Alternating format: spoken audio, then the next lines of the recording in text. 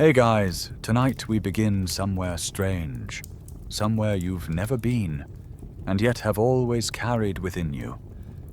You're about to wake up in a time so distant, the continents are rearranged, the skies feel heavier, and the animals, well, the animals aren't like anything you know. Tonight, you are not Homo sapiens. You are Homo Erectus. You have no language, no home, no tools beyond a chipped rock, and absolutely no idea what an extinct species is. But you're about to meet a lot of them. So, before you get comfortable, take a moment to like the video and subscribe. But only if you genuinely enjoy what I do here. And if you're watching from somewhere warm and safe in our modern world, drop your location and local time in the comments. I love seeing where and when you're tuning in from. Now, dim the lights, maybe turn on a fan for that soft background hum, and let's ease into tonight's journey together. You come into the world squinting up at the sun. It's too bright. The sky burns a perfect heartless blue, stretched wide over the grasslands of East Africa. You don't cry. Not yet. The heat hits your skin before you even understand what skin is. All you know is your mother's arms, her coarse, sun-worn skin, and the hum of low voices surrounding you. You are not alone. 20 others huddle nearby. Your clan. They speak not with words, but with soft clicks and low hums, with touches and glances. One woman laughs, a high, breathy sound, and an older male responds with a snort. A few meters away, a child your age toddles clumsily after a grasshopper. This is your world. Intimate, noisy, alert. You learn by watching. There are no stories, no songs, yet. But already, you mimic the way your mother sniffs a root before tasting. You copy your brother's crouch as he scans the horizon. Your whole existence is a pattern of imitation and gut instinct. Your clan moves together, slow and silent across a ridge of cracked earth. Below, the Rift Valley stretches wide like the earth itself has been torn open. In the distance, flat-topped acacia trees dot the yellow sea of grass. Huge boulders, kopjes, rise from the plains like stranded ships. One day you'll climb one and feel the wind tug at your hair. But not today. Today you're too small. Today your world is the soft sound of bare feet in dry grass. The Rift Valley is ancient. It has seen everything. Volcanoes smolder on the horizon. The soil is red, rich, and soaked in deep time. One wrong step and you'll twist your ankle in a hidden crevice. One distracted moment, and the sun will eat you whole. There is beauty here, but never safety. One evening, just as the sun begins its slow dive into the earth, you see it. Your first predator. It doesn't leap, it doesn't roar, it doesn't even blink. It simply is. A form in the grass, a shadow under the acacias. You freeze. Your heartbeat, still new to this world, stutters. It is Dinophalis, the terrible cat. It's not the largest of the saber-tooths. No, this one is built for stealth. Thick neck, muscular forearms, eyes like polished amber. The fangs don't curl out in a ridiculous arc. They lay flat and straight, like twin ivory daggers pressed close to its chin. It is watching you. The wind shifts. The scent of cat hits your nose. Damp fur, old blood, a hint of rot. You step closer to your mother's leg, and she stiffens. A sound rises from the adults.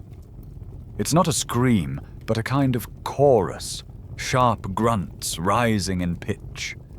One of the older males picks up a rock. Others follow suit. No one runs, because running is what prey does. They do not throw the rocks. Not yet. Instead, they watch. So does the cat. The standoff lasts less than a minute, but your body records it forever. The way the air felt thick with silence. The way the light caught the edge of those fangs. The way your elders didn't panic. They just shifted, slowly, surrounding the children, standing tall. This is your first lesson in fear. Not just that danger exists, but that it watches. It studies. And if you want to live, you must do the same. Later that night, huddled in a shallow depression between the rocks, you hear it again, the soft chuff of breath in the grass. Dinophelis is still out there, patrolling the edge of your world. It doesn't need to attack to win. Its presence alone reshapes the way your people move, where they sleep, how far they range from camp. You sleep in bursts, curled against your mother's side. Every crack of twig makes you flinch. Every gust of wind makes you wonder if it carries more than just dust. Historians still argue whether Dinophelis was a major predator of early hominins or merely a scavenger. But in your world, that doesn't matter. Fear is real. You feel it with your whole body, even before you have words for it. The night doesn't belong to you. The stars overhead are ancient, scattered across the dark in silent witness. You don't yet know what they are, but you know to watch them. They shift slowly, predictably, unlike the world below. Even now, as your eyes begin to close and your body sinks into sleep, your mind stays alert. Somewhere nearby, a small rock rests in your mother's hand, just in case. The terrible cat is not the only threat you'll meet in this strange, dangerous world, but it is your first, and firsts are never forgotten. Morning smells like wet dirt and dung. You wake to the familiar sounds of your clan stirring, quiet grunts, a baby squawking, the soft scrape of a stone on bark. A male picks at a sore on his foot. Someone else sneezes. You blink at the light. It's already high and hot. Today is a waterhole day. You walk. Always walking. Your bare feet press into the cracked earth, stepping where others step. The trail to the waterhole is ancient, worn smooth by 1,000 years of hooves, paws, and cautious hominin feet. The sky is empty, painfully blue. No clouds, no shade, just the hum of insects and the muffled heat. But then a smell. Water. You round a bend between two ridges of volcanic stone, and there it is. Your world's version of paradise and hell in one. The waterhole. To you, it's not just a place. It's a theater, a pulse, a god. It sparkles in the sun, a muddy, shallow oval nestled in the land like a wound that refuses to heal. The banks are alive with movement. Hoofbeats thump, splash, scatter. Dust lifts from a zebra's back as it shakes. Wildebeest grumble. A paleotragus, one of those squat, thick-necked giraffes, bends low to drink, its wide eyes scanning everything. Life is drawn here like moths to flame. But the clan doesn't rush in. You stop at the edge of a termite mound, scanning, watching. The adults go still. So do you. Even the babies quiet. Everyone watches the water's edge. Because the waterhole gives and the waterhole takes. The first danger lies just beneath the surface. Sometimes not even that. It's hard to see at first. The muddy water hides it well, but you know the signs. The faint ripple where nothing should ripple. The false log that drifts upstream. The wrong shape of shadow. Crocodilus anthropophagus. The man-eating crocodile. It is no myth. No campfire tale to scare the young. It is very real. And far bigger than its modern kin. The beast that lives in this waterhole could pull down a horse. And has. You've never seen one in full, only snatches, a tail vanishing, a jaw closing around a gazelle's leg, the explosive thrash of muddy water. But today, you see it all. An antelope steps too close. Maybe it's young, or thirsty beyond caution. It lowers its head, stretches its neck, and the surface erupts. Not a splash, not a leap. An eruption, like the water itself is trying to flee. There is no time to cry out. 1 second, the antelope is drinking. The next, it is gone, replaced by roiling water and a single scream that is cut off like a snuffed flame. The water settles again. The ripples widen. And then silence. Your heart hammers. Your mouth is dry. You grip a rock, though it won't help. Not against that. A lesson is learned, not just for you, but for everyone. One mistake, one misstep, and the world takes you back. Still, you need water. The clan waits.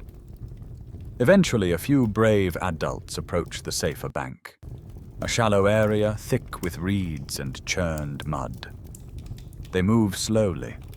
One watches the water. One fills a leaf-lined bowl. One stands guard. Every movement is deliberate. There is no casualness at the waterhole. There never is. As they work, a sound rises behind you.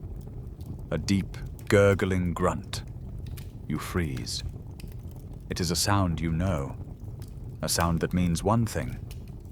Get out of the way.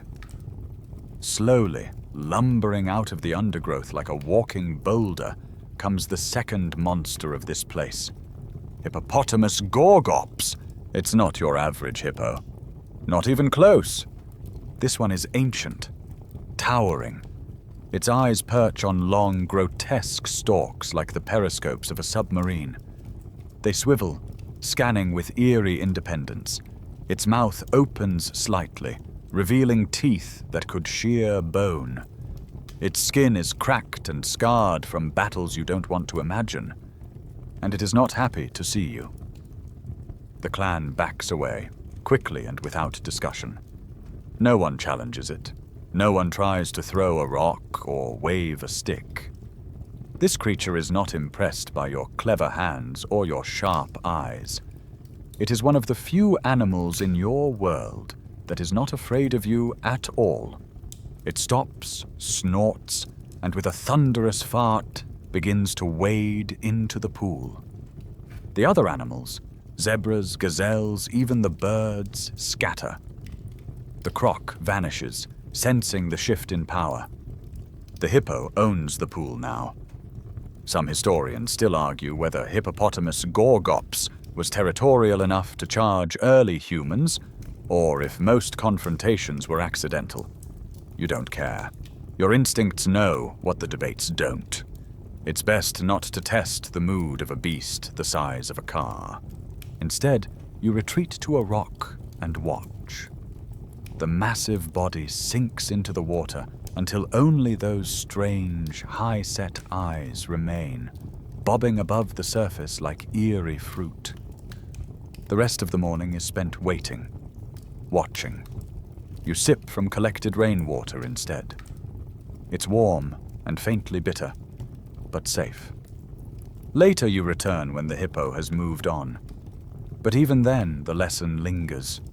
Water is life, but only for the clever. only for the quiet, only for those who watch. That evening, the clan gathers under a scrubby tree to rest. You watch the sky darken and think of what sleeps beneath still water. And in the hush before dreams, you hear the splash again, not in your ears, but in your bones. A reminder.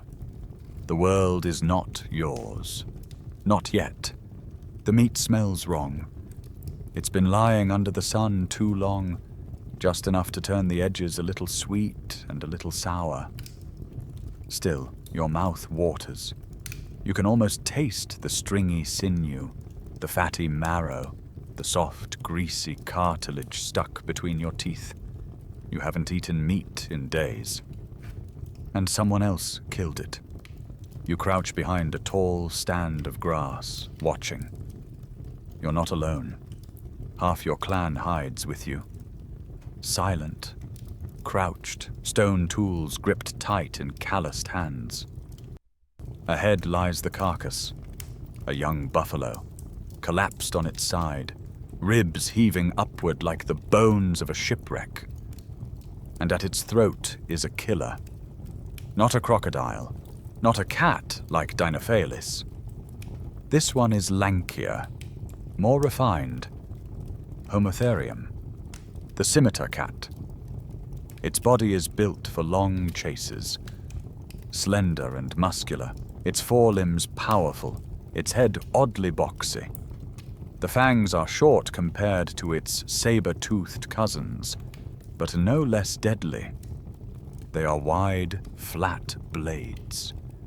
A meat-slicing nightmare. This cat doesn't waste time with theatrics. It kills with precision and moves like it's reading music you can't hear. And right now, it's feasting. It pauses only to look up now and then, eyes scanning, ears twitching. You know the pattern. It eats fast, big chunks, throat first. It knows others are watching, others like you, or worse, the real giants. Still, there's a chance. The cat grumbles low and drags the buffalo slightly into the brush. Not far. You watch, heart thudding, as the vultures begin to spiral above, slow and deliberate. Their shadows pass over the grass like clock hands. You've been taught to watch the sky. That spiral means meat. It's the original news feed. Your people have tracked vultures since before fire. The birds circle, and your clan begins to move. Not recklessly, but with purpose. This is the scavenger's gamble. You edge forward. Closer now. You can smell the blood. Hear the soft, wet sounds of the cat chewing. The breeze carries something else, too. The grumble of another predator approaching. Distant, but real. No time. The elders give the signal. Your small group rises as one. Stones raised, voices rising in a sudden, terrifying wall of sound. Shouts, screams, and clattering rocks pierce the air like a thunderclap. The Homo Erectus jumps. It doesn't run. Not yet. It stares, calculating. Its tail flicks. But you're not prey. You are a wall of shrieking, upright apes, taller than it expected, louder than anything should be. You are many. It flees. Not far, just beyond the hill. It doesn't go quietly, but you don't chase. You descend. Now the prize. It's still warm. Blood pools in the trampled grass. The buffalo's flank is open, already chewed ragged. You don't care.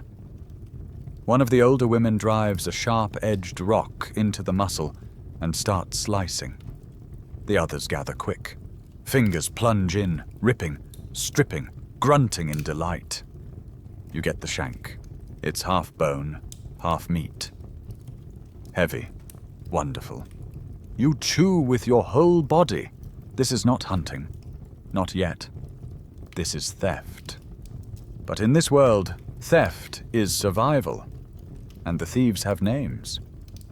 Your elders told you of the dirk tooth, a different kind of saber tooth, thick and powerful, not like the fast, clever Homo Therium. This one is short-legged, stocky, terrifyingly silent.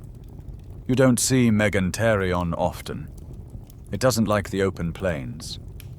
It prefers the shadows, the caves, the kopjes, the trees. That's the one you never try to bluff. Because when Meganterion kills, it doesn't just slice, it pierces. Its fangs are long, thin, fragile.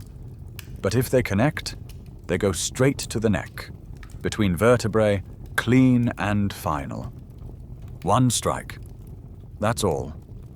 You once saw its kill site. A gazelle, untouched but for 2 holes in its throat. No drag marks, no struggle. Just silence. You learn not to walk among the rocks without checking for claw prints, for the smell of musk, for the scatter of half-eaten prey. This cat is not like the scimitar cat. It doesn't bluff. It doesn't back down.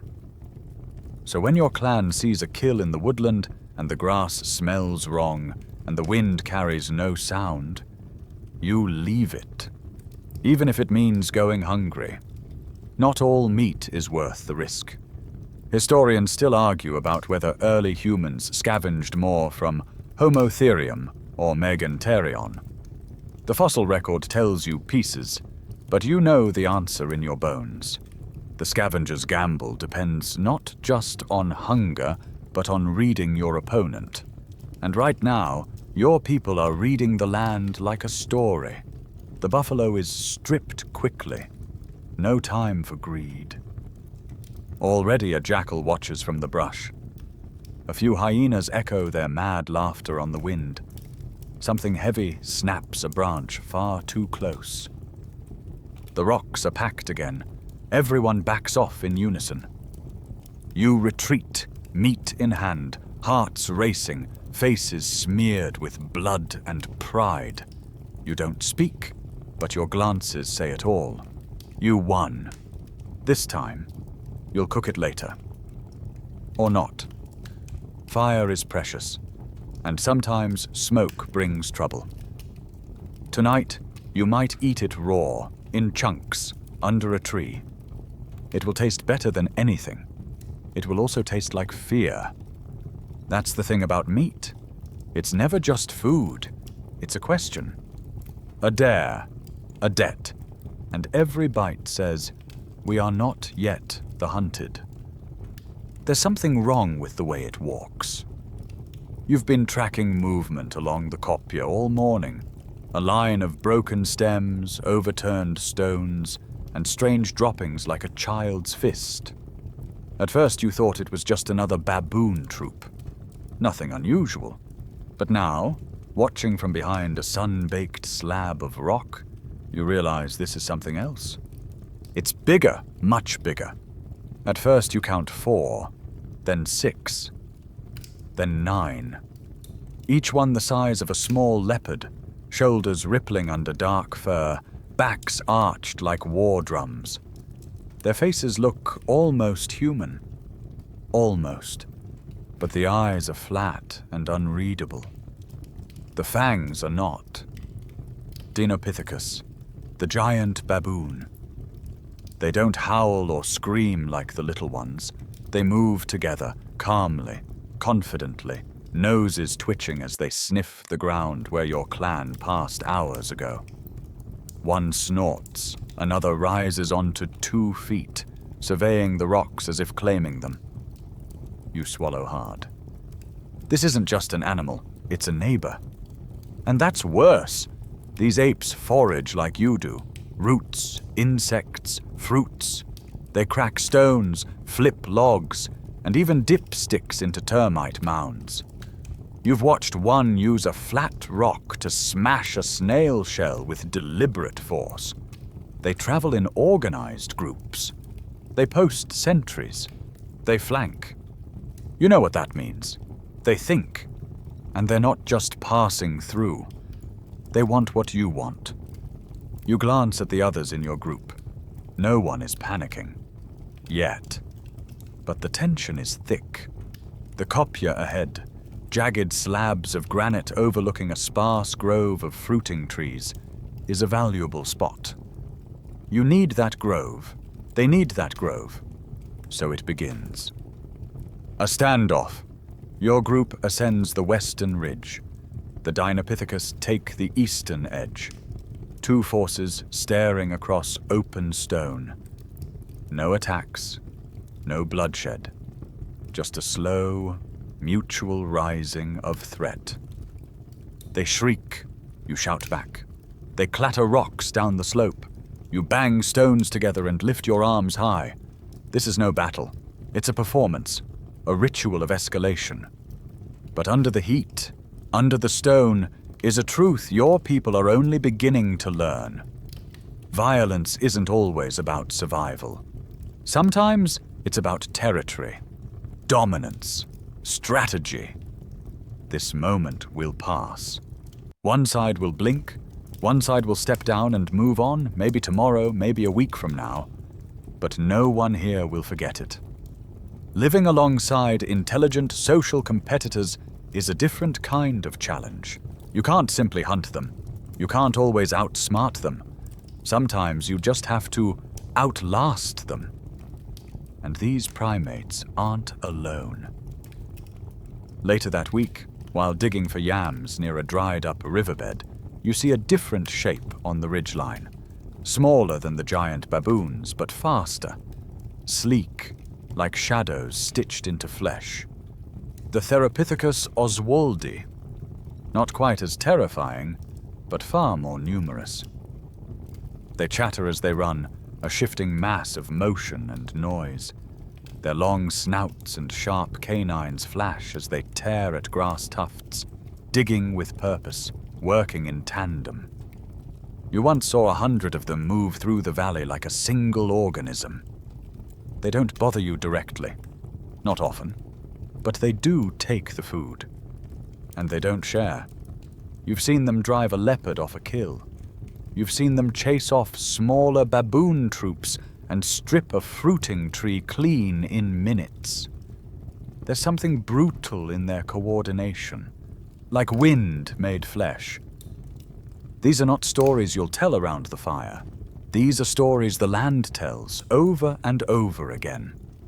Some of the elders believe the monkeys speak to the kopjes themselves, that they have ancient rights to the stones. Others say they're just apes, no different from the ones you eat, if you can catch them. But that's not what you believe. You've seen their eyes.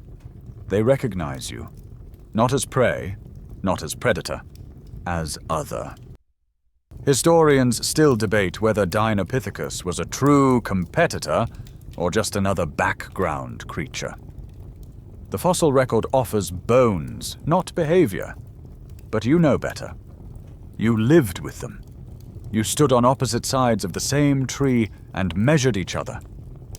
The standoff on the kopje ends just before dusk. Your group backs away, slow and quiet. Not in defeat, not in fear, in respect. Because in this land, power is not always about size or speed or fangs. Sometimes it's about who knows when not to fight. As you walk back toward your temporary shelter, the light changes. Longer shadows, deeper colors. The kopje behind you glows faintly with the heat of the day, and you can still hear the distant calls of the primates claiming its heights. They won this round. You'll be back, because this is their world, yes. But it's becoming yours, too. You hear them before you see them. The sound carries on the wind like rolling thunder. Low, rhythmic, steady. Not danger, not panic. Just presence.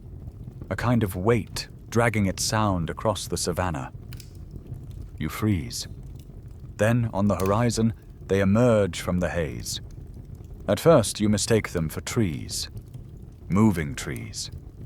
towering figures half shrouded in dust, swaying as they walk. Their necks aren't long and elegant like modern giraffes. These bodies are blocky, compact, enormous. Their heads are thick, skulls broad like hammers, and atop them rise horn-like protrusions, almost antlers, almost antediluvian helmets. Civatherium, a name you do not know, but your eyes widen all the same. These are the horned giraffes. They do not flee. They do not scatter. They walk as if the land itself makes way for them, as if the ground has no right to resist their tread. You and your kin crouch in silence, watching the herd pass. Each one the height of a modern elephant, shoulders rippling with muscle, their shaggy coats caked in red dust. A small child in your group sneezes. One of the bulls stops. It turns its head. Not sharply, not fearfully, but slowly. Its eyes settle on your position with the detached calm of a mountain watching a pebble. You do not move. After a long moment, it snorts, flicks its ears, and walks on. They vanish into the tree line. You realize you've been holding your breath. Civatherium is not a predator. It doesn't hunt. It doesn't need to. Its power lies in its indifference. You could throw a spear if you had one worth throwing. You could shout if you wanted to feel foolish. But even if you brought it down, how would you carry the meat? Your people call them moving trees, not with words, but with signs. A flat palm moving upward, a bob of the head, a wide-eyed look exchanged between two scouts. It means, don't bother. Not today. Later, as the sun reaches its hottest angle and the insects grow frantic, you hear another sound. Different, sharper. Hooves, loud and many. You climb a termite mound for a better view. The plains are moving. A dark, pulsing river of muscle flows across the savanna. The Syncerus antiquus, the giant buffalo. You've seen buffalo before, but not like these. These ones have horns that stretch out like open wings, 2 meters across, 3 on the old bulls. The curve is absurd, almost comical, until you imagine what they can do with it. You once saw one flip a hyena 6 feet into the air. It landed wrong and didn't get back up. They travel in herds so vast you can't see the end. The dust they kick up blurs the horizon. Their scent rides the breeze. Earth, sweat, and the faint stench of wild panic that never fully leaves such a powerful beast. You don't challenge these either. You watch, you learn. The young ones linger at the edges. The mothers form walls around them. The bulls stand apart, wary, trailing behind or leading the charge. Sometimes one will break from the herd and charge a shape that isn't even there, some phantom threat only they can see. Sometimes that shape is you. Historians often argue whether your kind hunted Syncerus antiquus. Some say the bones show cut marks, signs of processing. Others insist the idea of driving such creatures into traps with primitive tools is madness. They're both right. You've thought about it. The meat, the hide, the horns. It could feed the clan for days, weeks even. But how would you approach? How would you survive the stampede? Still, the idea takes root. You see the power, and you begin to wonder how it might be turned. Your ancestors once feared fire, too. Now they carry it. This is where the shift begins. Not in some grand moment of innovation, not with the invention of the bow or the spear. It starts in a whisper, a glance, a question no one yet has the words for. Could we take one? You begin to mark their trails. You notice where the herd drinks, where it sleeps, where the calves cluster. You observe how the bulls posture, how they threaten and bluff. You're not strong enough. Not yet. But you're thinking like a hunter now, and the buffalo doesn't know it. That night, as you sit by the fire, gnawing a roasted root and staring into the embers, you think back to that moment when the Civatherium looked at you. It didn't run. It didn't even fear. But one day, maybe not in your lifetime, maybe not for 1,000 more suns, your people will find a way to bring one down. You don't say it. You don't need to. You can feel it in the silence between heartbeats. The savanna is not just a place to survive anymore. It's a challenge. And you've begun to accept. The first time you see one, you don't believe it's real. It moves so slowly, so deliberately, that your eyes trick you into thinking it's part of the land. A fallen tree uprooted by time, lumbering across the valley in defiance of physics. But then it snorts, low and wet, and lifts its head. And the world tilts. It is not an elephant. Not quite. Its body is massive, twice the weight of any elephant you've ever glimpsed. But it's the tusks that make your stomach tighten. They curl downward from the lower jaw, not the upper, like twin scythes designed to plow the earth. Or the dead. Dinotherium. The hoe tusker. It drags those tusks through the soil, carving furrows as it walks. You watch it from the shade of a tall termite mound, awestruck.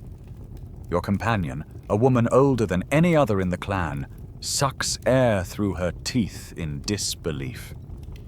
She's seen one before. You haven't. It walks slowly, thoughtfully, if such a thing can be said of an animal. Occasionally it stops to press its trunk against the bark of a tall tree, then sweeps its tusks upward to tear off whole slabs. Bark rains down. Leaves scatter. A squirrel flees, shrieking. It doesn't notice you. Not really. But if it did, if you stepped too close, it wouldn't hesitate. You've heard the stories. A boy once ran too near while it was feeding. The old ones say it flattened him with a single swipe of its trunk. No roar, no charge. Just crack and silence. But it's not hunting you. That's almost worse. It's a god among beasts. And you are a gnat. You think this is the peak. That no animal could be larger. But then, one afternoon, the ground shakes. Not metaphorically, not poetically, literally. Your feet feel it before your ears hear it. A tremor, deep and slow. You press your hand to the dirt and feel it thrumming like a drum beat. The animals scatter. Birds lift in screeching clouds. And then, through the trees, they arrive. A herd of Paleoloxodon recci, straight-tusked elephants. They don't just walk. They arrive. Like weather. Like a shifting in the season. They are impossibly tall, over 4 meters at the shoulder. Their heads loom above you like the roofs of houses. Their tusks extend straight forward, long as a canoe, gleaming white in the sunlight. You don't count how many. You can't. Your eyes are stuck on the largest bull, who seems carved from rock and dusted in shadow. Even the Dinotherium would flinch at this. But these giants don't threaten. They ignore. You and your people crouch in tall grass as they pass, breathing through cupped hands to hide your scent. One calf stumbles close, and a mother guides it gently back with her trunk. Their ears flick. Their eyes are soft but unreadable. Then they're gone. Only prints remain, each one a small basin, quickly filling with wind-blown sand. you exhale. Historians still debate whether Paleoloxodon reki was hunted by early humans or simply scavenged. Some say our ancestors never dared attack a healthy adult. Others suggest traps, cliffs, fire drives. But you know the truth. Sometimes the greatest prize is one that dies without a fight. And when it does, when a colossus falls to time, or illness, or age, it becomes a miracle. That miracle happens 2 moons later. You smell it first. Sweet rot, distant and heavy. Then the vultures, spiraling again. Your clan changes direction immediately. No one speaks. Everyone knows. And there it is, a giant lying still in a dry ravine, its legs folded under like a sleeping child, its skin stretched dry and cracking. The flies swarm in waves, but it is dead. And it is yours. You spend the next 3 days there, carving, stripping, cracking bones, digging into the frozen layers of meat like miners into earth. The older men pry open ribs with long branches. Children carry away chunks wrapped in leaves. The women dig pits nearby to store the best cuts, covering them in ash and bark to slow the rot. It is work, but it is celebration. For once you are not the hungry ones, you are rich. The smell of meat clings to your skin. Your bellies swell. Even the weakest among you chews fat until sleep takes them. This is not survival. This is abundance. You don't just feed your bodies. You feed your minds. Around the fire, someone begins to mimic the elephant. Slow steps, swinging arms. Laughter ripples through the group. A child raises a bone like a tusk and trumpets into the dark. Something is changing. You are learning more than how to take from the land. You are learning how to wait, how to coordinate, how to see opportunity, not just in a fight, but in the long game, in watching, in understanding. The beasts that rule this land are mighty, but they are not eternal. Your people have no words, no records, no myths yet. But if you did, this moment would be sacred, and long after the meat is gone and the bones are bleached white under the sun, you will remember the feeling of standing next to a mountain and calling it dinner. The wind has changed.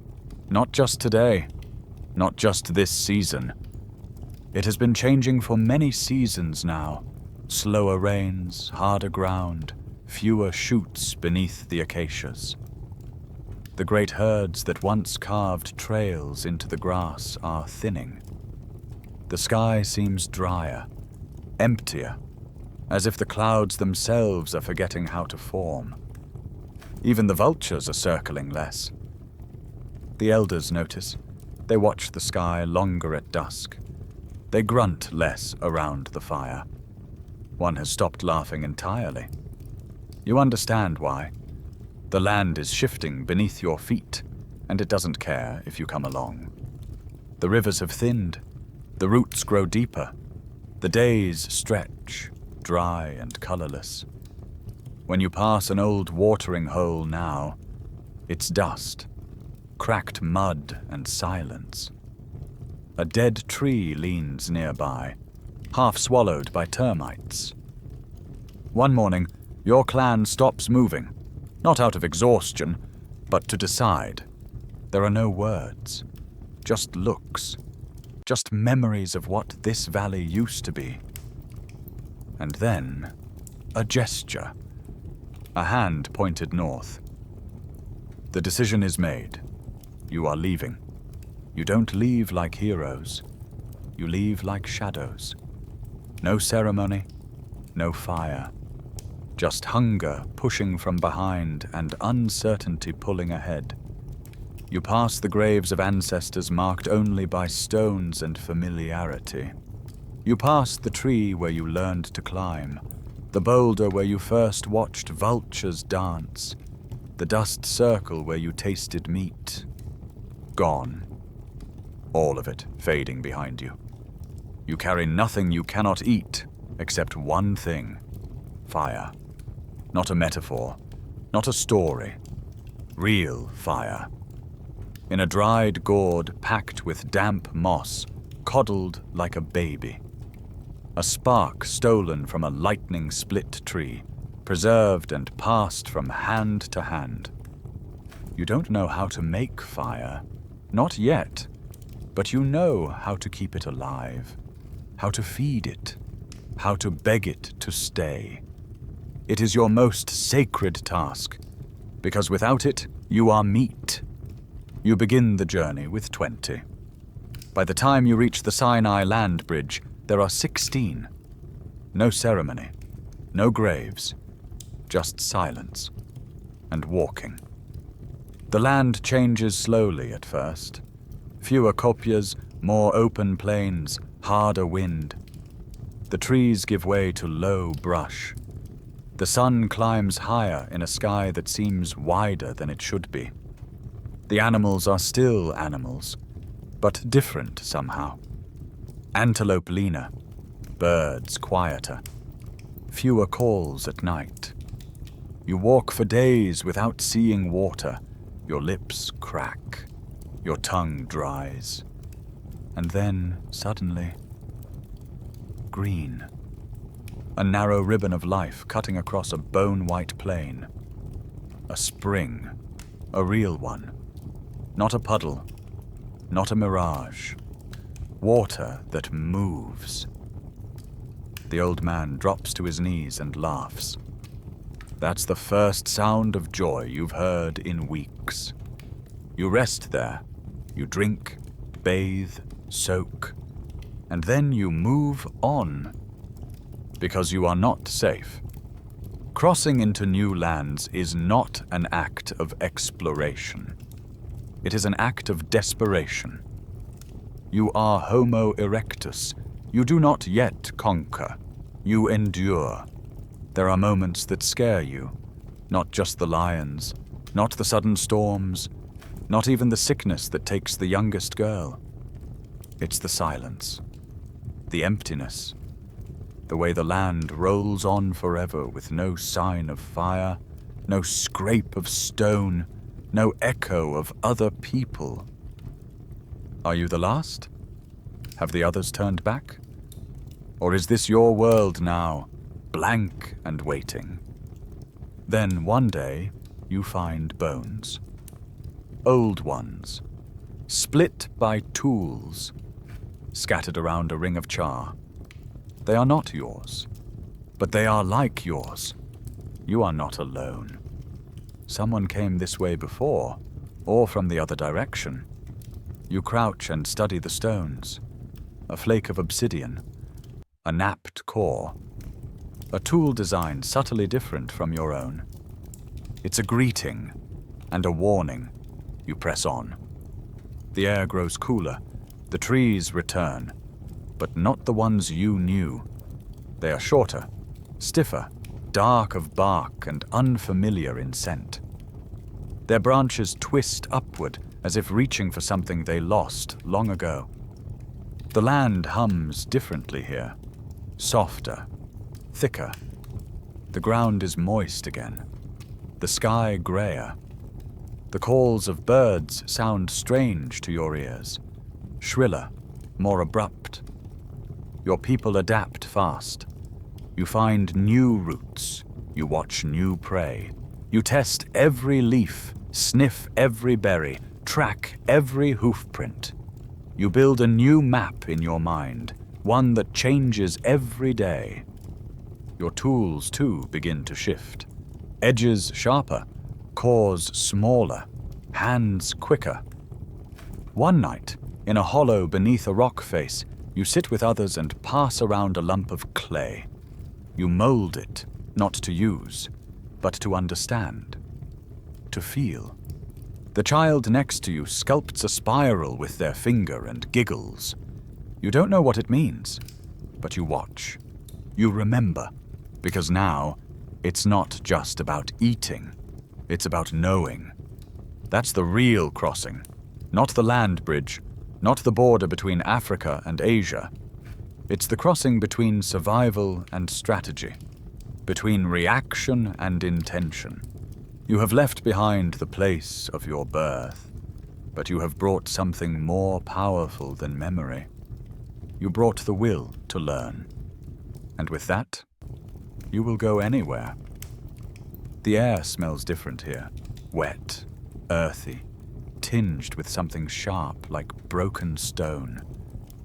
You've never known cold like this, not biting, not dangerous, just strange. The breeze cuts through your fur pelt as if mocking it. You pull it tighter, your hands stiff from the chill. You've crossed into a new world. The mountains rise like clenched fists, jagged and arrogant. The rivers here don't meander. They carve. The ground itself seems younger somehow, freshly broken, scattered with boulders sharp enough to cut your feet if you're careless. But the forest smells of roots you've never tasted and trees with bark that peels off like paper. You are in the Caucasus, and you are not alone. It begins, as so many things do, with a sound. A short, guttural, half-breath, half-growl. You freeze. Across a clearing, standing still in the mist, is a cat. Not a lion, not a leopard, but something familiar. Stocky, broad-shouldered, with a pattern almost like rosettes stretched too far across a golden back. Its eyes fix on yours, unreadable, and for a heartbeat you feel like prey again. Panthera gombasoagensis, the European jaguar. It's bigger than any jaguar you've ever heard described, with legs thick as your thigh and a tail that twitches like it remembers how to strike. It doesn't attack. It doesn't flee. It just watches. Then it melts back into the trees. You exhale. Your clan moves through these woods like ghosts. You've learned the shapes of new danger, the smell of new fruit, the touch of ice at dawn. The old rules still help. Watch the birds, follow the vultures, sleep near high ground. But the predators here don't play by all the same rules. Take the cheetah, or what you thought was a cheetah. You see it first on the slope of a rocky hill, stretched long and sleek in the pale sun. But it's too big. Far too big. The spots are there. The build. But this one is a giant. Acinonyx pardinensis, the giant cheetah. Fast doesn't quite cover it. You catch a blur, then a flash, then nothing. It disappears into the wind. A deer, a type you don't yet know, screams once, then goes silent. A few minutes later, you find the blood. This isn't the Africa you left behind. Here, predators are cousins, but not siblings. Their stride is unfamiliar. Their habits unsettle you. You can't rely on the old signs, the old tricks. The wind shifts differently through pine needles than through acacia branches. The stones here echo strange. But your clan is learning. At a narrow mountain pass, you find something remarkable. A cave. Not a shallow shelter or a crack in stone. A home. Deep, dry, with an overhang wide enough to keep out even the angled mountain rain. You test it for bears, for snakes, for bones. Nothing. It's yours. You stay. You learn the shape of this valley, the water that pools in the cracks, the mushrooms that glow faintly at night, the way the fog rolls in at dusk, and how it muffles the sound of footsteps. You've never seen a forest breathe until now. Your fire flickers in the mouth of the cave, casting long shadows up the walls. Someone is sharpening a flint blade, your newest design, thinner and more even than before. A child makes soot drawings on stone, a spiral, a handprint, 2 dots for eyes. The Demonisi site, long after your bones are buried, will tell the world that you were here, that you survived this place, that you adapted. Historians call it one of the earliest footholds of human migration out of Africa. They study the jawbones, the tools, the ash layers. They argue about what species you were, whether you were truly Homo erectus or something transitional. They don't understand what mattered most, that you made it, that this cold, unfamiliar place did not kill you. You walked into a world of strange teeth and stranger winds, and you stayed. You dug roots from frozen soil. You figured out that some trees crack loudly before they fall. You learned that some predators don't stalk from behind, but from above. You carved tools that worked in cold hands. You passed knowledge down. That's what a foothold means. Not just living, but remembering how you lived. Your fire cracks again. Someone drops a pine cone in, and it bursts in sparks. The children laugh. One of them points to the cave roof, where the soot drawings now dance. Your clan is changing. Slowly, but deeply. You are not the masters of this new land, not yet. But you have touched the soil. You have smelled the breath of its hunters. You have lit fire where none had burned before. And the mountain remembers. The trees close in around you. You've left the high slopes of the Caucasus behind, descending into a place where the sky disappears, swallowed by leaves, tangled branches, and a kind of silence that isn't quiet at all. This is the forest. Not the patchy groves of your past, not the savanna's gentle tree clusters. No, this is a world of trees. Thick-trunked and moss-slick, they rise like pillars holding up a green cathedral. Light filters down in spears. The air is wet and cold and filled with smells that rot and bloom at the same time. And sound? Sound doesn't travel here the way it used to. The forest eats it. Your feet barely crunch the leaf litter, but even that seems too loud. You can't see far. Every step could hide a snake, a hole, a predator. You miss the openness of the plains. You miss the wind. But here you are. You move slowly, hunched, watching every root and branch. One misstep and you could snap your ankle in a crevice. One careless noise and something bigger, hungrier, more home to this place than you are, might hear. Because the forest has its own king. You see its mark first. Claw marks, deep and deliberate, carved into the pale bark of a tree. You pause. Place your hand against the gouge. It's taller than you. Much taller. Then, the footprint. Massive, flattened mud, toes like bowls. Then, the breath. A low, dragging exhale that sends the hairs up on your neck before your ears even register it. You don't run, because that's how you die. You listen. It shuffles. Grunts. A twig snaps. You ease your head around a trunk, and there, barely visible in the gloom, it moves. Ursus spelaeus, the cave bear. It is enormous, thick-furred, hump-backed, with a face that looks strangely wise. Until it snarls, and then it is only power. Its nose twitches, its eyes are small and black and, mercifully, do not meet yours. It walks away, not afraid of you, just uninterested. but you know the truth. It could be interested at any moment. And when it is, your bones will not tell much of a story. And yet you need what it needs. Shelter. The caves. They're warm, dry, defensible, precious. And the bears want them too. Some clans avoid the struggle. They move on, find hollows, build lean-tos of branch and hide. But not yours.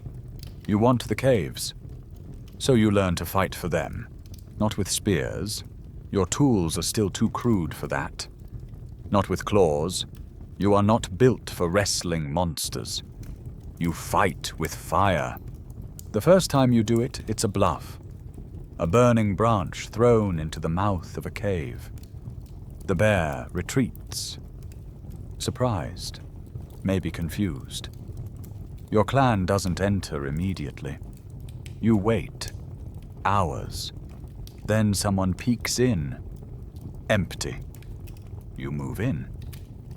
And from that day forward, fire is no longer just for warmth. It is a weapon. You guard it obsessively. Keep embers glowing under layers of moss and ash. Feed it dried fungus and bark shavings. Assign someone to sleep beside it. Stir it. Watch it through the night. Children learn how to relight damp tinder with a coal. Even in sleep, someone always has an eye half open toward the glow. Because without fire, you're not just cold, you're prey. Historians still argue whether early humans and cave bears competed directly or only coincidentally. But you've stood at the mouth of a cave, sniffing bear musk and ash, and you know. This is a war. You leave marks, too. Soot and charcoal handprints on stone walls. Not to decorate. Not yet. Just to warn. Just to say, we were here. Don't come back. But the bears don't listen. One night, you hear the sound of something massive scratching at the cave mouth.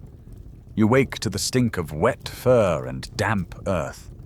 The firelight dances across the stone. The growl rumbles through the floor. The oldest woman grabs a branch. Flames lick upward. She doesn't scream. She stands. The bear hesitates. Then it leaves. The fire hisses as someone stokes it higher, throwing in moss and bark until it roars. Silence returns slowly. But the lesson is immediate. Fire gives you the right to defend. Your tools evolve. The stone flakes sharper, more uniform. You tie them to wooden handles with strips of hide. They're not elegant, but they work. Now when a cave is found, your clan doesn't just hope it's empty. You take it, sometimes with force, sometimes with smoke, sometimes with nothing more than a line of fire at the entrance and the weight of your numbers behind it. You are still prey, still small, but not helpless. And every night you sleep inside a bear's cave. Every morning you walk out and live. Something inside you grows stronger.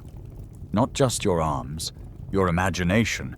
Because for the first time in your life, the question isn't, how do we survive the world?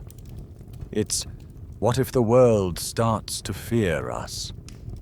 The river is wide and slow, like a giant asleep in a shallow trench.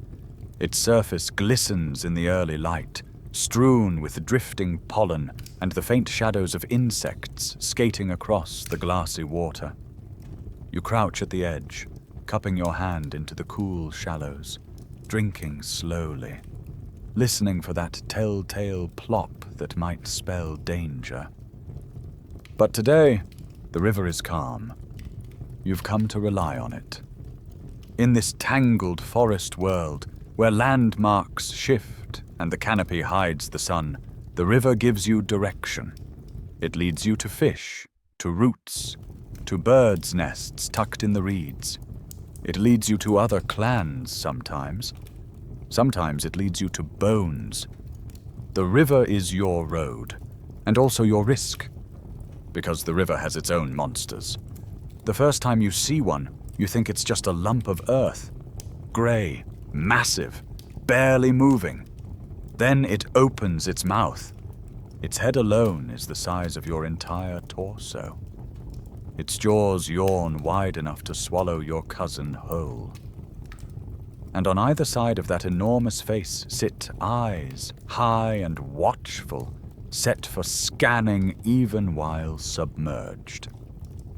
Hippopotamus antiquus, the European hippo. You've seen hippos before, but never like this. It's even larger than the ones back in Africa, as if the cold here carved them bigger, meaner, harder. And it doesn't snort and splash and puff like the river horses you knew. No, this one watches and waits. You back away from the bank. Your clan makes a wide berth from then on, detouring through nettle and bramble rather than pass its mud-streaked island. Because even though it eats grass, you've heard the sounds of its rage, an echo like cracking trees and splintered ribs. It kills, not for food, for space. You understand that deeply, because in this narrow valley, space is the real prize. And along these same riverbanks, you see another creature that makes you stop and stare, not in fear, this time, but in wonder. It steps into view slowly, its body slender, its coat dark and coarse. But what arrests you is the crown. 2 antlers, each longer than your body, rising like thrones of bone from its head. They spread outward like tree limbs, layered and sharp, shadowing the animal like wings made of thorns. Megalocorus giganteus, the Irish elk. It walks like royalty. Each step is careful, deliberate. The weight of those antlers must be immense, yet it moves with balance you envy. When it lowers its head to drink, it must adjust its entire body, as if bowing. You don't think of hunting it, not yet.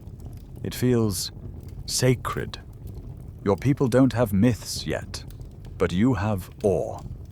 And that's enough to make something sacred. One child mimics the elk's walk, raising long branches over their head and stumbling dramatically. Laughter breaks the forest's quiet. Even the oldest woman grins. But you all fall silent again when the wind shifts. The hippo's still out there. The river teaches balance, beauty and terror, gift and threat. Historians still debate whether Megaloceros was part of your people's regular diet or merely observed. Some say the antlers served ceremonial purposes. Others argue they were simply spectacular. You don't argue. You remember. You saw it once. That's enough. Your clan lives now in tandem with the river. You've built small platforms from branches, half shelters to keep you dry. Your tools are changing. Narrow points for fish, blunt scrapers for roots. You experiment with spears, short, wide ones for frogs and long ones for luck. And always, always, you build near the water, because water means food, and food means staying. There are dangers. You've lost a boy to a sudden rise. One moment he was chasing a crab between the stones, the next he was gone. The current swept him under so fast that even the strongest swimmer only found his body days later, miles downstream, half-eaten. You built no grave. You simply stopped drinking from that bend. The river takes too, but it also teaches you to look. You learn the difference between still pools and hiding places, between floating logs and floating eyes. You read the ripples, the change in bird behavior, the absence of frogs. All of it becomes part of your language, even if you don't speak in words. You teach the children to listen not just to sound, but to silence. The wrong kind of quiet means something is watching. One evening, as mist lifts from the surface and bats flit low for insects, you catch sight of something strange. 3 figures across the river. Other hominins. Not your clan, not even your kind. They crouch low, like you. One holds a stick. Another touches the water with cupped hands. They see you. You see them. No one moves. The river between you is too wide to cross tonight. But still, you wonder. What do they eat? Do they fear the same hippo? Have they seen the elk? Do they have fire? You sleep that night with one eye open, because the river is not a wall. It is a thread. And someday, threads pull tight. But not tonight. Tonight, you curl up under a low bough, your back against a warm sibling spine, listening to frogs and watching the glint of starlight on water. You are not home, but you are not lost. The wind bites now, not gently, not a soft breeze that brushes your cheek and plays with your hair. This wind comes low and heavy, curling beneath your furs, chilling your marrow. It carries no scent, no warmth, only warning. Winter is no longer a visitor. It's moving in. You wake in the morning and find your breath hanging in the air like mist. The trees that once gave you berries and bark now stand bare and skeletal. The ground crunches underfoot, even when there's no snow. Puddles form sharp rims of ice overnight. You've walked into the edge of the ice. It isn't sudden. It's not a wall of white or a glacier looming over the forest. No, it creeps. It arrives in the silence between birdsong, in the absence of frogs, in the colorless sky that never truly brightens. And with it come the giants of cold. At first they seem like your old neighbors, elephants, shaggy and broad. But then you see the difference. They're bigger, hairier, older. The southern mammoth, Mammuthus meridionalis. Their fur hangs in thick, tangled mats. Their tusks curve outward like drawn bows, huge and dangerous. When they move, the sound is deep, not like thunder, but like something ancient shifting beneath the earth. You spot a herd on a wind-swept plain, silhouetted against a grey sky. The calves huddle close to their mother's legs. The bulls trail behind, tusks sweeping like scythes. They don't notice you, and you can't stop staring. Not because they're dangerous, but because they represent something more than that. They're possible. You've heard stories, grunts and signs passed around the fire, of a clan that brought one down. Not in a fight, not in open war, but with planning, with patience, with traps. A pit, maybe, dug in frozen mud, camouflaged with branches, a narrow corridor, fire on one side, spears waiting on the other. No one in your group has done it? Not yet? But now that you've seen one, up close, moving slowly across snow-covered earth, you believe.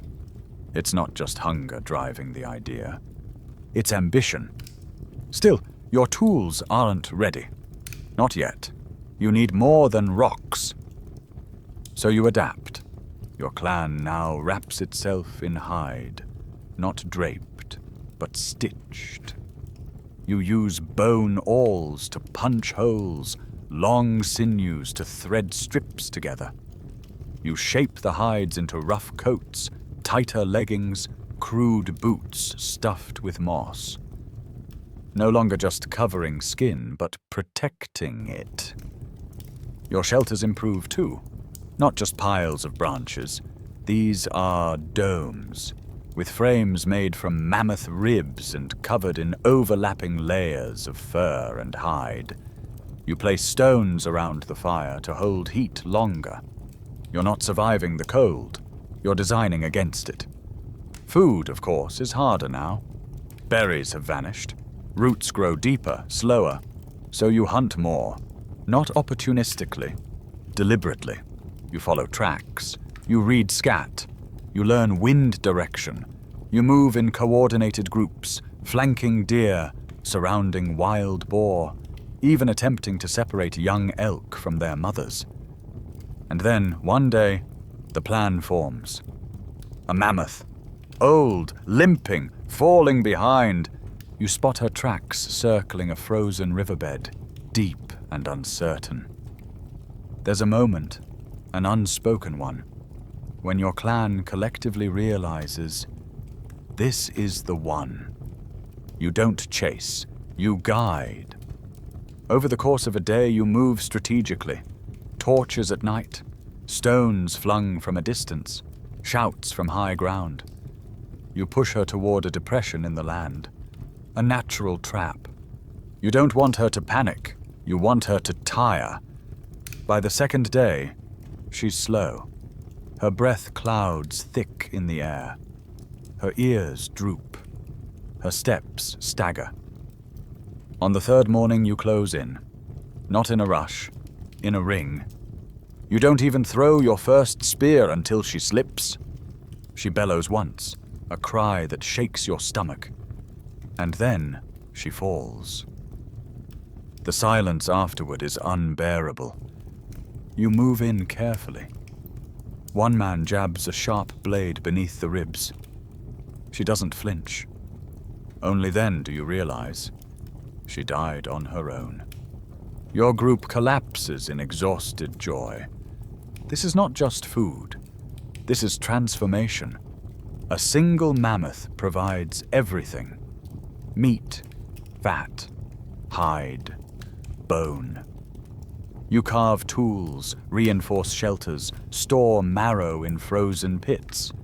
You sing, not words, not yet, but songs of rhythm and breath and thanks.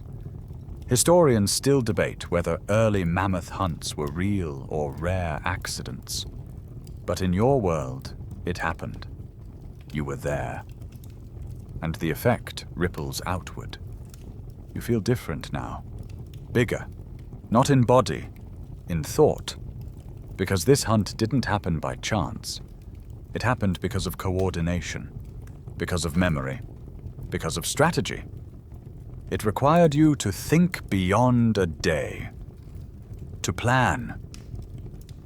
That night, as the fire crackles and the stars hide behind a gauze of frozen mist, you stare into the glowing embers and understand. This cold, brutal world hasn't beaten you. It's sharpened you, and somewhere, out on that vast, frozen plain, other mammoths still walk. There is a quiet on the plains now that you haven't heard before. Not the hush of night, not the hush of snow. This is something deeper. An absence. A pause in the breath of the land. Because the saber-toothed cats are gone. No more dinophiles stalking through acacia shade. No more meganterion vanishing behind rock outcrops. Even Homo Therium, once so bold on the grasslands, has disappeared from these parts. Your people whisper the loss with side glances and long silences.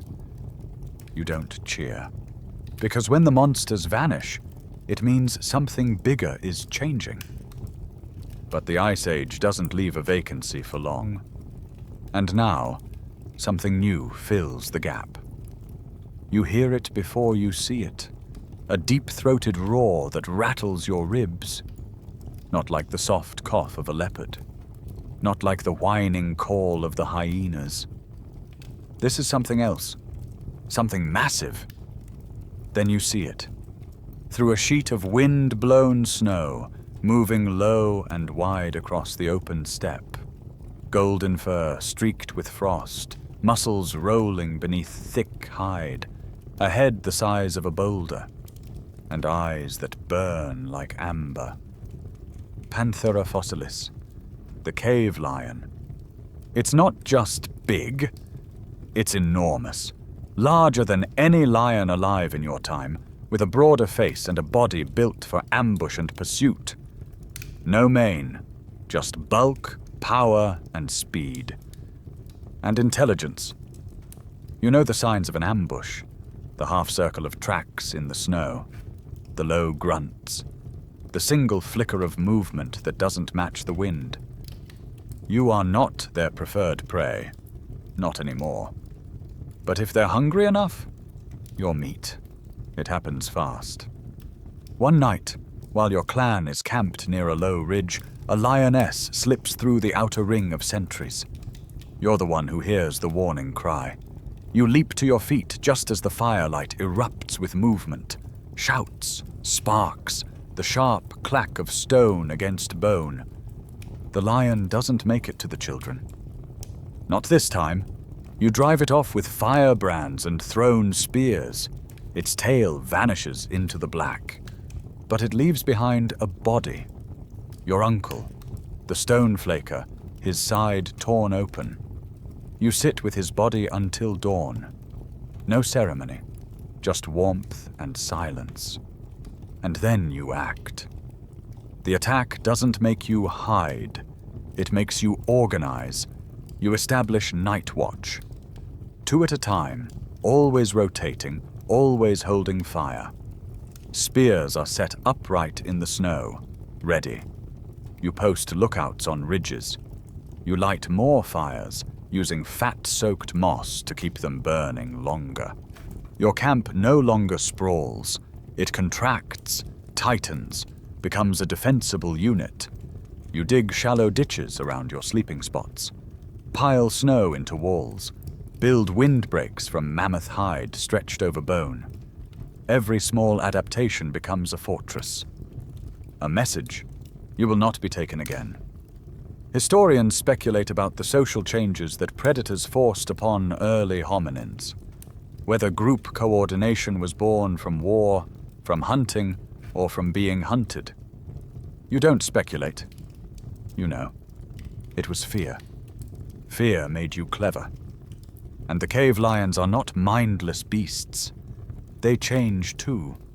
You find their tracks circling wider now, testing your perimeter.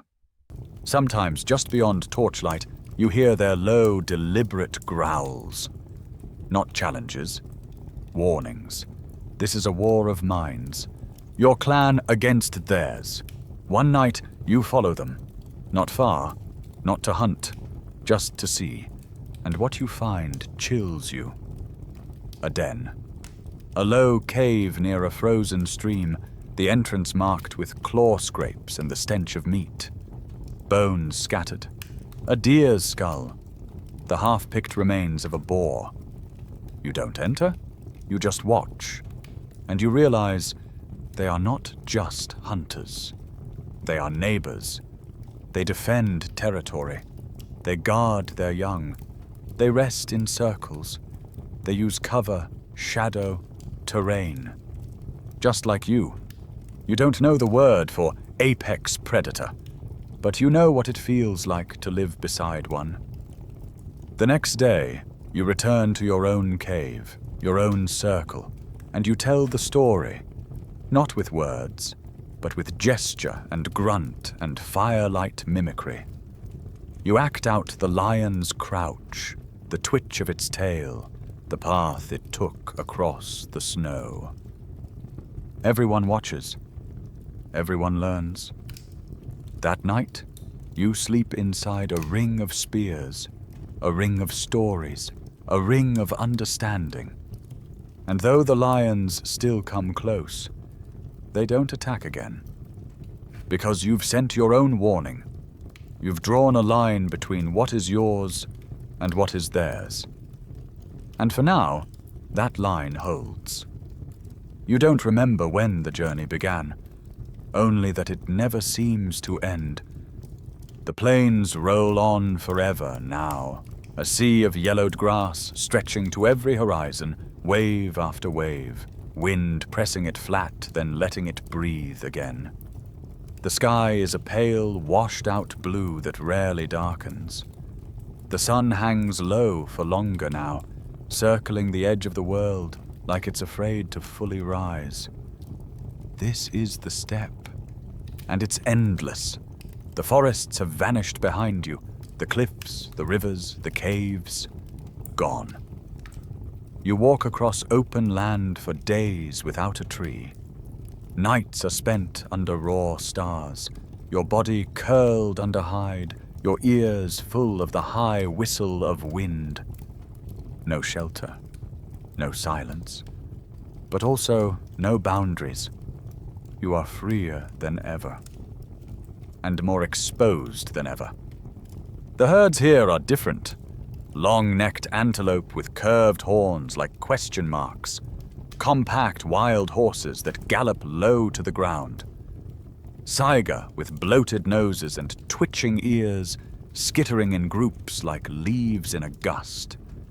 You follow them, because the only way to survive the steppe is to move. Always move. You travel with the herds, shadowing their migrations. When they stop, you stop. When they flee, you don't ask why. You flee too. This land doesn't reward boldness. It rewards awareness. And then one day, across the plains, you see something impossible. A wall of fur and horn and thunder. It steps slowly from behind a rise. You freeze, half thinking it's a mirage, but the ground shakes again, just enough to feel in your knees. It is real and massive, a beast covered in thick, matted hair, a tail swaying like a flag of dread. But what draws your gaze, what holds it, is the horn. A single spike, rooted above its nose, almost 2 meters long. It curves slightly forward, dark as old bone, glinting in the cold light. Elasmotherium sibericum, the Siberian unicorn. It is not graceful. It is not magical. It's a rhinoceros that nature decided should look like myth. It huffs steam from its nostrils and scrapes one enormous hoof across the snow-dusted dirt, gouging a trench into the earth. And then it moves on. You let it go. Everyone does. It is not prey. It is not predator. It is something else. A creature the land itself seems to have forged in its own brutal image. Historians debate whether Elasmotherium lived long enough to meet your kind, whether you actually saw them, or only their bones. But here on the steppe, your breath still catches in your chest at the memory. It didn't see you, but it felt you. That night, you tell the story by the fire. Not to frighten, not to boast. To remember. Because something that big, that strange, it means something. Not in words. In existence. You wake the next morning, sore and stiff.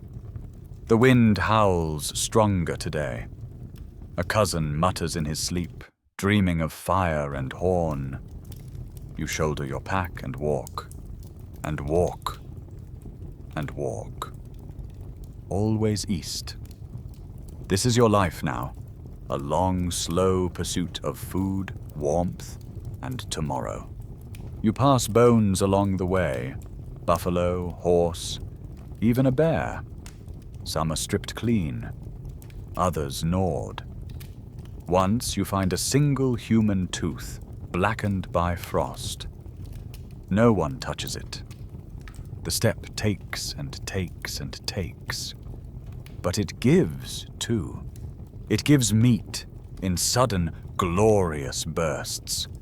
When a hunter brings down a boar, or a spear finds its mark beneath a saiga's ribs. It gives warmth when a cave is found nestled in a hill and sealed against the cold. It gives moments of awe when the clouds break and reveal a sky filled with streaks of green fire dancing across the stars. You don't know what that light is, but it makes your heart ache. The aurora, a fringe benefit of freezing your tail off in Siberia. You become someone new out here. Your legs grow stronger. Your shoulders ache less. You can run farther, think faster. The children born on the steppe are tougher than the ones born in the forest. They don't fear the wind. They play in it. Even your tools change. Sharper edges, more secure bindings. Spears that split into two tips, and throw sticks shaped for distance. You've become a moving people, not wanderers, hunters. This is not about fleeing the cold anymore. It's about mastering the land that forged it. You walk across grass that remembers no footprints, past herds that stretch for miles, past predators that don't even bother trying to catch you, because you see them first. Because you're learning to read the world in patterns of movement and droppings and bent grass and wind shifts. Your memory is not written in ink. It's written in footsteps. Everyone takes you further east, into stranger lands, toward new fires. You are not lost. You are becoming unstoppable. The grass ends, not gradually, not politely. It just stops. One morning, you push through a final patch of thin, frost-browned grass, and then the world changes. The sky lowers. The wind dies. The light dims to a mossy green, filtered through trunks so dense and tall they seem to hold up the clouds. You've entered the forest again. But not like before. This isn't the tangled undergrowth of Europe, nor the scrubby woods of the Rift. This is a wall of green, thick, wet, tall, endless. You step inside, and the air becomes soup, humid, cloying, filled with the soft hiss of insects and the rustle of unseen wings. Vines dangle like ropes. Ferns crowd every open patch of earth. The ground is damp and springy underfoot, padded with centuries of leaf litter. Welcome to Southeast Asia, the bamboo forest. You move differently here. No more long, graceful strides across open land. Here you must weave, crawl, duck. Every path is a puzzle. Every clearing could be a trap. And then, the forest goes quiet. Not normal quiet, intentional quiet. Birdsong cuts out. Insects vanish. Even the breeze stops moving. Your body knows before your brain does. Something is near. Not a lion, not a bear, not even the enormous rhinos you've passed on the edge of the grasslands. This is something else. You find the signs first. A stand of bamboo, each stalk thicker than your thigh, all snapped in half. Clean breaks, 8 feet off the ground. Footprints nearby, each as long as your arm. Deep, wide, impossibly far apart. Then a pile of dung, huge, fibrous, fresh. Then the sound. A low, resonant call. Not a roar, not a howl. A groan, deep and throaty, that vibrates the trees. Your clan freezes, because you are not alone in this forest. He is here. The king, Gigantopithecus blacki. You do not see him at first, just flickers of orange-brown fur between the stalks, a shadow that moves the way trees shouldn't. You hold your breath as the brush parts, and something steps through. He's massive, 3 meters tall when upright, shoulders like slabs of cliff, arms long and shaggy. His hair is thick, a dull copper that glows reddish in the half-light. His face is broad, somewhat like the orangutans you've glimpsed, but heavier, older, more deliberate. He doesn't charge. He doesn't run. He simply looks at you. And for a terrifying moment, you feel like a child caught stealing from a sleeping god. Then he snorts, an unimpressed puff of air, and turns. The trees bend around him as he moves. He snaps a sapling without noticing. Within seconds, he's gone, swallowed by green. No one speaks for a long time, because this isn't a predator. This is something more dangerous. A peer. Historians still argue whether Gigantopithecus ever interacted with hominins, or if it had already retreated into extinction by the time you arrived. But here, in this humid cathedral of bamboo, he is real, and he defines the rules. Rule 1, you do not approach. Rule 2, you do not challenge. Rule 3, you move quietly. Always. Your clan adapts. You learn to step lightly, to use only the oldest trails. You sleep in trees when you can, or in dry caves high on cliffs, never on the forest floor. You whisper instead of speak. You listen for the snap of bamboo. You mark the edges of his range and stay well outside it. Your tools shrink here. Flint doesn't work on wet wood.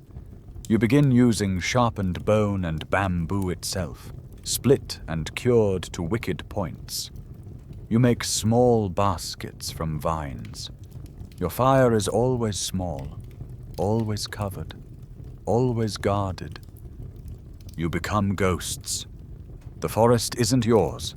It never will be. You borrow it day by day.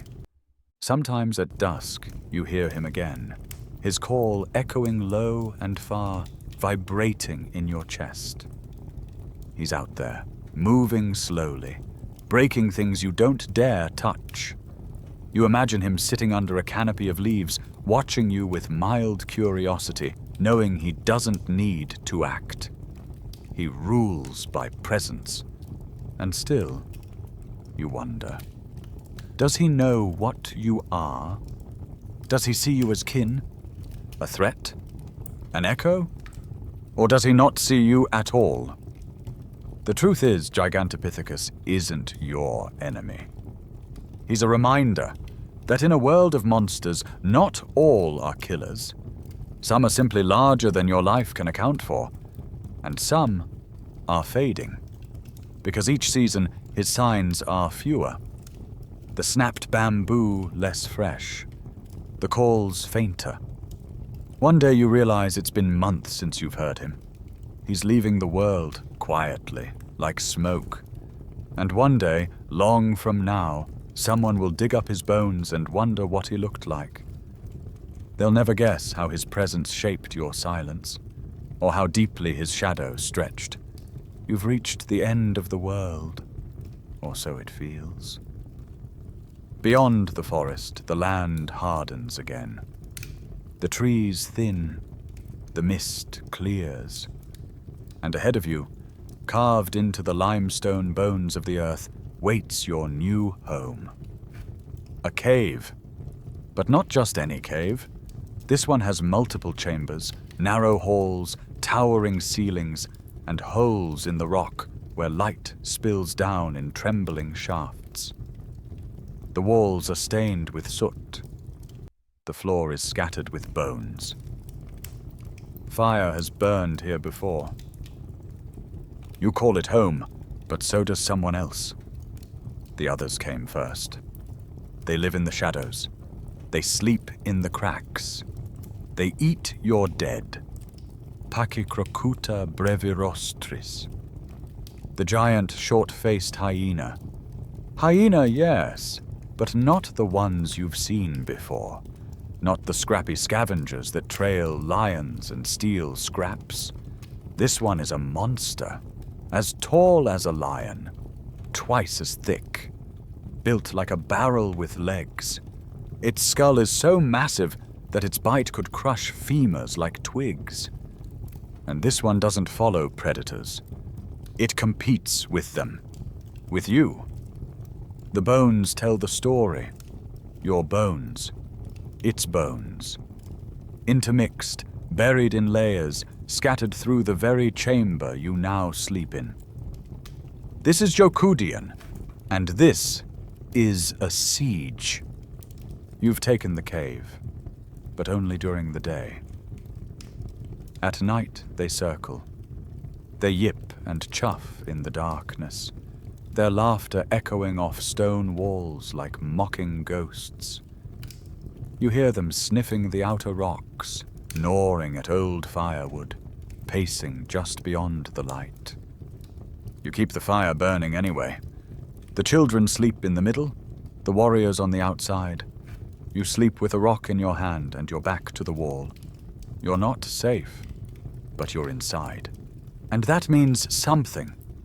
Each day you clean more. Stack bones near the entrance. Create barricades of thorned branches, mammoth ribs, whatever you can drag. You sharpen your spears not just to hunt, but to hold. Still, they come. Sometimes one at a time, a scout, a test. Other times in packs, snarling, lunging, bold. You kill one. Barely. You beat it with stones as it lunges through the smoke. Eyes wild, jaws wide.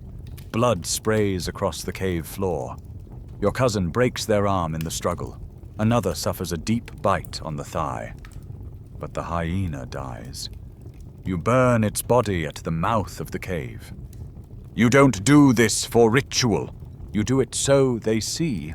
You leave the charred bones where they fell. And that night, the pack keeps its distance. A message was sent, but it won't last, because this cave tells a longer story than yours. Years from now, archaeologists will sift through these layers of ash and stone. They'll find butchered deer, cracked skulls, hearth ash, stone flakes, burned hyena teeth, human bones with puncture marks in them. And they'll argue. Some will say the hyenas killed you. Some will say you killed them. The truth is messier. This is not a clean victory. This is a coexistence born of conflict. You share this space not by invitation, but by will. You learn their habits, their times, their limits. You know when they hunt, when they scout, when they disappear into the hills. You can smell them before they arrive now. You don't just fear them, you know them, and sometimes that's stronger. Jokudian isn't the only place where this happens. Other caves will show the same story. Evidence of occupation and reoccupation. Fire, then hyena, then fire again. Back and forth, for years. Decades, centuries. It isn't war. It's siege. A quiet, gnawing test of who can endure longer. So you endure. Your tools improve again. More careful flakes, better hand axes. You dig fire pits deeper to protect the coals from wind. You tan hides with chewed bark, make soft beds of grass and moss tucked into stone nooks. You turn this cave into a fortress, and slowly, the hyenas visit less often. They still call at night, still test the edges, but they don't charge anymore, not as often, because they've learned what you've learned. This world is too hard for endless war. Even monsters retreat. Still, the marks remain. Claw gouges in the walls, tooth scars on old bones. And that single blackened skull near the fire, its eye socket cracked, its jaw forever open. A reminder that this place was never given to you. You took it, you held it, and you survived. The air is heavier here, thicker, saturated with heat, and a quiet hum that never stops, like the world itself is exhaling slowly through wet leaves. You've come far now, east and south, across river plains and through mountain passes, until the land flattens into lush, low jungle. It's too warm, too wet. Every footstep sinks slightly, the soil sucking at your heels. The trees are strange, their roots tangled above ground like claws gripping the earth. But it's not the forest that stops you. It's the tremor, a deep, dull vibration, too regular to be thunder. You crouch, listen, wait. Then, through a break in the canopy, it arrives. A beast, grey as stone, taller than any bull elephant you've ever seen. Its head hangs low, forehead sloped strangely. Its tusks are impossibly long, straight as tree trunks, and so close together you could barely slide your hand between them. Stegodon. Its body is broader, its walk heavier, its step louder than any other creature you've watched. The ground shudders beneath it. It moves with the patience of something that fears nothing. And why would it? Your stone tools wouldn't scratch it. Your fire wouldn't scare it. It could trample 10 of you by accident, just trying to reach the nearest mud wallow. You don't run. You don't even breathe loudly. You just watch.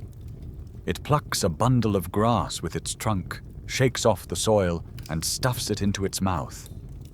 Its eyes, small and dark, glance over your hiding place.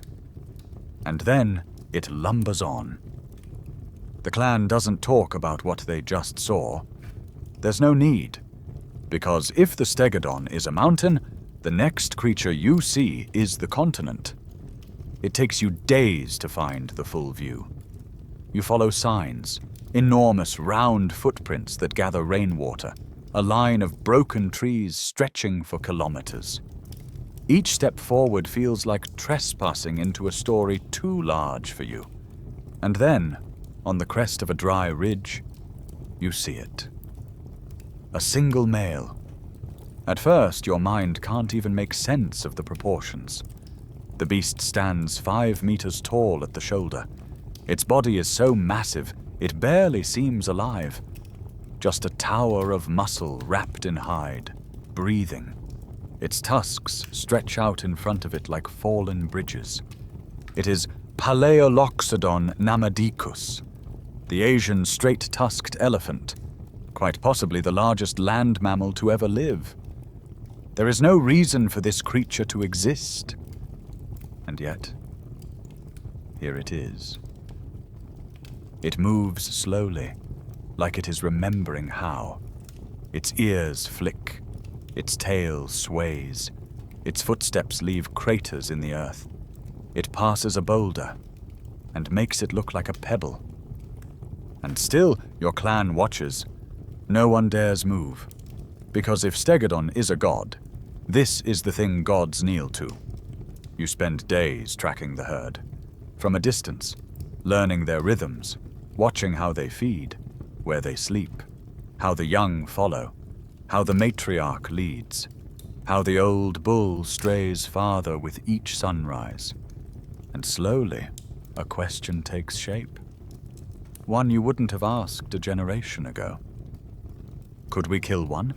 Not in blind rage, not in foolish pride, but with planning, with patience, with strategy. You've done it before, with mammoths, with deer, with predators. You've learned how to drive, how to trap, how to wait. And now you're stronger. Your tools are better. Your spears are hardened by fire. Some even have sharp stone points bound with resin and sinew. You know how to lay pits and mask them, how to use terrain, how to work together in silence. So you plan, not for glory, for survival. Because one kill would feed the clan for a month. You choose a target, not the largest, not the youngest, A bull, slightly injured, lags behind. You don't rush. Over days you mark the paths, lay branches, dig a shallow trench along a known trail, disguising it with woven reeds and mud. On the day of the drive, you are silent. Just before dawn, you take your place. The bull approaches. You light the fires, wave the torches, shout, not in panic, but in unity. He runs, he stumbles, he falls. The scream it makes is like the sky being torn. But when the dust settles, it is over. You weep. Not for guilt, not for fear. For awe, for what your people have done. Historians call this moment the Great Turning Point, the shift from scavenger to strategist, from opportunist to orchestrator. You just know that you stood against something that seemed immortal, and won. That night, you eat by torchlight. Carefully, respectfully. Every part of the animal is used, every scrap is stored. Bones carved, hide stretched, fat rendered. And in the silence afterward, with full bellies and warm fires, you feel the weight of what this means. You're no longer living in the shadows of giants. You've stepped into the sun, and the land knows. The fire flickers low, not out, but lower now, quieter. The wood crackles softly, more ember than flame. And you? You are old. Your joints ache, your walk has slowed. But you still rise before dawn to check the edges of the camp, to trace the prints in the dirt, to peer out into the dark and wonder what still walks out there. Because once, everything walked. You've seen them, lived among them. And now, they're fading. You sit near the fire, knees tucked beneath your furs, watching the younger ones circle around, laughing over a sharpened bone tool, pressing soot against the cave wall to leave another mark. They are louder than you were, bolder, maybe smarter. They've never seen Civatherium, never smelled the coppery stink of Meganterion's kill. They never heard the echoing calls of Gigantopithecus shaking the bamboo sky. But they know, because you told them, not in words. They don't need those. In stories made with hands and grunts and ash, in shared meat, in the way you always glance twice before stepping near water, in how you sleep with your back to the wall and your face to the door. The forest is quieter now. The plains emptier. No hyenas circle the fire anymore. No saber-tooths leave their marks in the dust. Even the great herds are thinning. The thunder of hooves across the steppe has dulled to a murmur. The world is changing, and not slowly either. You walk less now, but your mind never rests. You remember it all. Every hunt, every migration, every near-death silence. You remember what it was to be prey. You remember learning the wind, the stars, the sound of tusks snapping branches like kindling. Some things remain.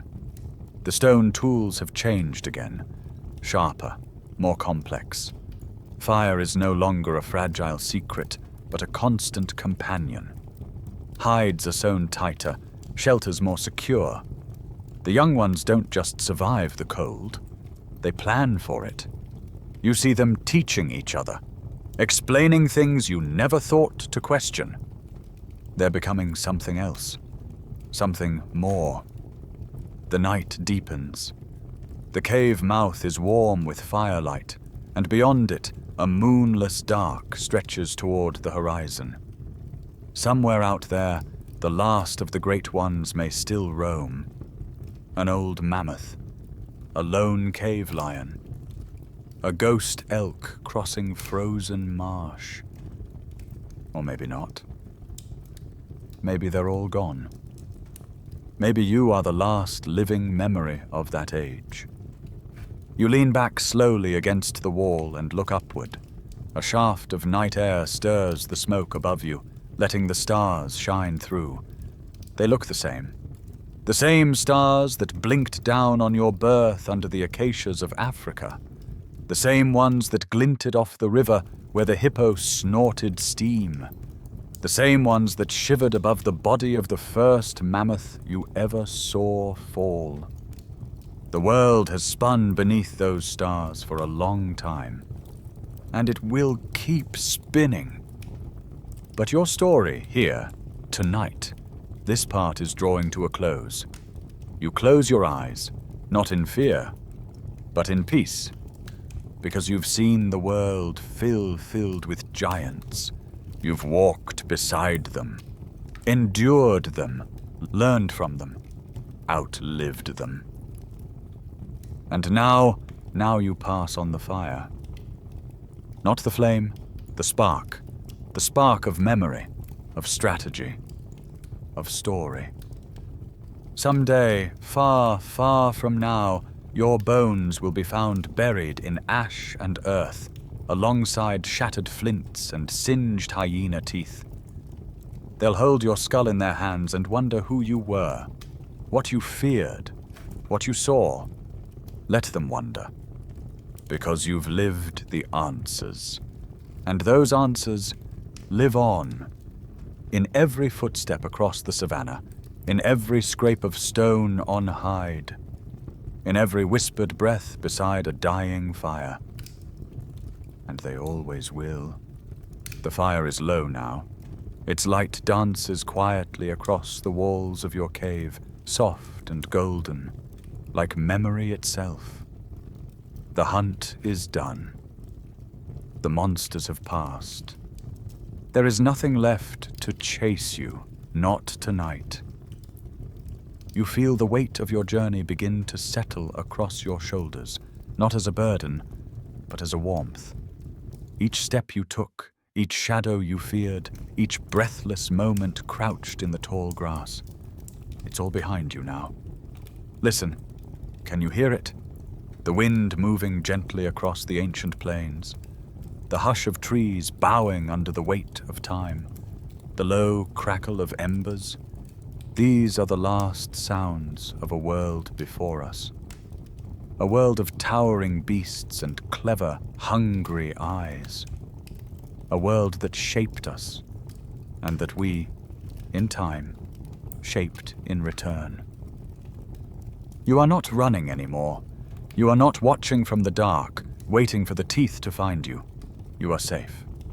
The cave is warm. The night is kind. And the stars above, they're the same stars that watched over you when your story began. Let them keep watch now. Let them guard your rest. Close your eyes. Breathe and drift slowly, gently into the dark beyond the firelight, where the giants sleep, and where you too can finally rest.